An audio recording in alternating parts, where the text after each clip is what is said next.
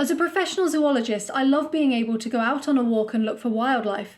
A lot of my day can be spent on video calls with people across the world or staring at biodiversity data on spreadsheets, so these opportunities to connect with nature are really important to me. I recently explored a few spots along the Itchen River, and you might be surprised by just how many birds I came across. Join me on my walk, and if you're ever near this river, maybe you'll see some of these species too. Subscribe to Forest to keep learning about UK nature. The River Itchen is a 26-mile-long river that winds through Hampshire in the south of England to meet the tidal estuary Southampton Water. Southampton Water is one of the former valleys of the English Channel that became flooded with seawater when sea levels rose as the ice melted towards the end of the last ice age. The River Itchen is not only an ecologically important area, hosting a variety of rare native species, but it has a rich history associated with it. The Itchen Navigation is a canal system that spans 10 miles of the River Itchen and was an important trade route to the sea for 150 years, until it was abandoned in 1869. While in some locations the navigation is still a strong stretch of water, in others it's barely noticeable, situated deep in vegetation to the side of lesser used public footpaths. It is locations like these that are known for wildlife like water voles and otters, as well as the birds we'll be seeing in this video. As you walk along the Itchen, it's almost guaranteed that you'll see some of our most common duck species, the mallard ducks. Males and females are easy to tell apart, as males have those bright green heads with yellow bills and have curly black feathers above their tails, while the females have mottled brown backs. Mallards don't dive to eat, but instead tip forward in the water to scoop up seeds and aquatic vegetation. During the winter breeding season, the mallards will pair off to nest. Outside of the breeding season, they are a highly sociable species and can be seen swimming together in large flocks. These flocks are useful for helping individuals find a mate once breeding season comes back around. These flocks are also useful to protect individuals against predators. More eyes means more chance of spotting a lurking raptor, so mallards can be frequently seen swimming near other species of waterfowl. The Greylag Goose is another one of these species that you may spot along the Itchen. This species forms long-term bonds with their mates, and so this pair will likely stay together for the rest of their lives. They may even have been the parents of the goslings I saw in this same spot last year. As you walk along the Itchen, you'll notice many trees lining the riverside paths. These trees open up the habitat for species that are less associated with the water. You might spot a magpie flying up to its domed nest high in the riverside trees. They are one of our 8 corvid species, many of which you can see along the Itchen. Another UK corvid to see here is the crow, which is usually seen alone or in pairs. As you're looking around for birds, don't forget to look up, as you might spot a heron flying in the distance, like this one that I saw. You can identify them by their large size and S-shaped neck when they're in flight. They aren't the only species in flight. Look out for mute swans heading to a different section of the river. Some mute swans stay in their territories all year, while others move to form winter flocks. At various points along the Itchen, there are locations where you can guarantee seeing mute swans all year round. The long neck of a mute swan helps them feed on aquatic vegetation from the river's base. At certain times of year, you may see mute swans with their offspring. Mute swans are another bird that forms long-term partnerships, often sticking with one mate their whole lives. A newborn swan, or cygnet, has grey fluffy feathers. As they grow, they develop their white adult feathers. Look out along the Itchen for adult-sized birds that still have some grey feathers, showing that they are around a year old but haven't become mature adults yet. One unique bird that I was able to see along the River Itchen is the black swan. This bird is actually native to Australia, but a few rare populations exist in the UK as a result of escaped captive birds. Their natural habitat is quite similar to the mute swans, so along the Itchen you can often spot these species feeding on aquatic vegetation together. Like mute swans, black swans often pair for life. Interestingly, almost a quarter of these pairings are between 2 males, who will steal a nest from a female to obtain and raise her eggs. Like many bird species, black swans preen their feathers to keep them clean. They comb their beak through the feathers to get rid of any dirt and arrange them into position to help with waterproofing, insulation and flight. Wing flapping can also be done to help shake off water from their feathers when they want to dry them off. Wing flapping might also be done as a threat display to ward off a predator or a rival during the breeding season. Outside of the breeding season, you can find this species in loose groups, and at this spot in the River Itchen, they are frequently seen alongside other species seeking food from passing walkers. Along the River Itchen, many of our waterfowl interact. particularly in locations that people like to throw grains for them. We have a variety of gull species in the UK, and towards the coastal end of the Itchen you can see great numbers of these gulls. Like with our mute swans, you'll be able to see a range of ages of gulls along the River Itchen.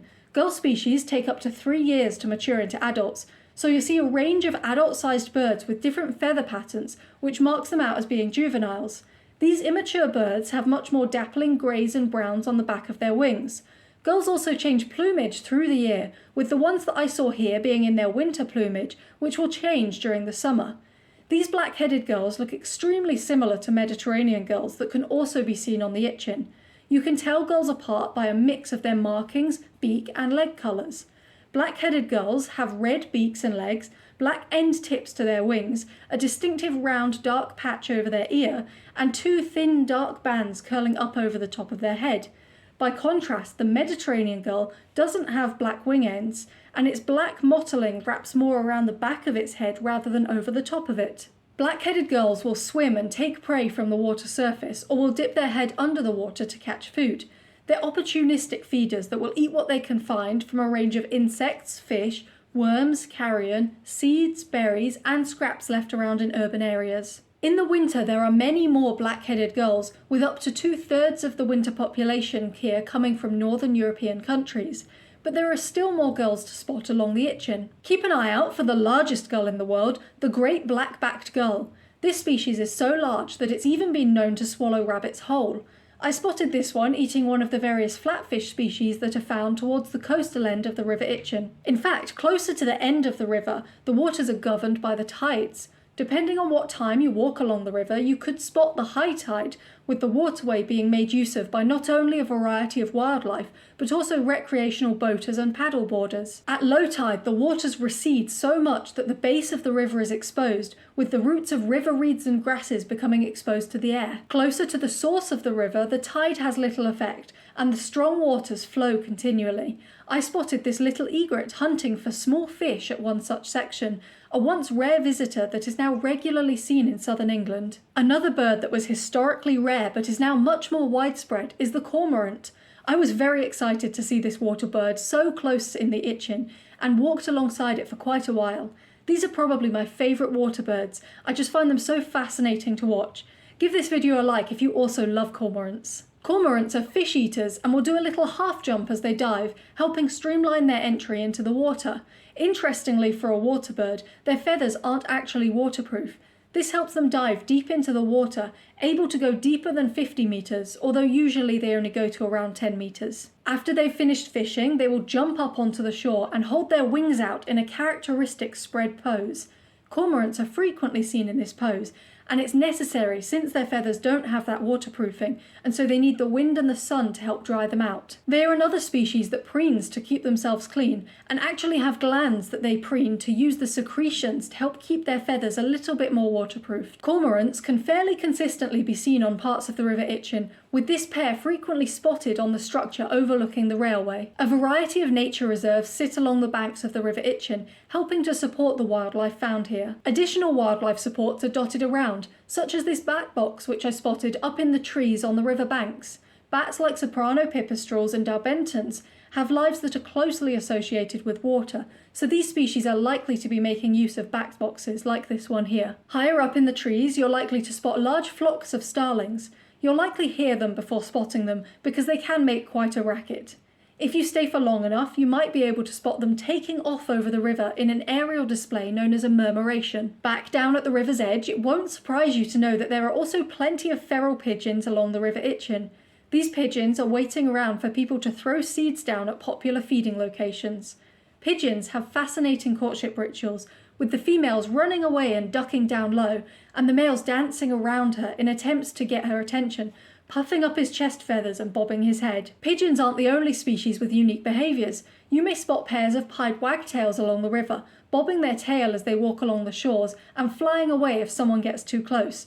I've also seen grey wagtails along the Itchen, but I wasn't able to get footage of them. The pied wagtails weren't the only birds I saw with a bobbing gait. A common sandpiper was searching for its invertebrate and crustacean prey along the river banks. This species is usually seen much further north, so this must be part of the small wintering population that exists on the south coast. Look at that flash of those bright white wing bars as this bird flies to a different spot on the bank. Another visitor to the riverbanks is the robin. With its bright red chest, this species is well known and loved across the UK.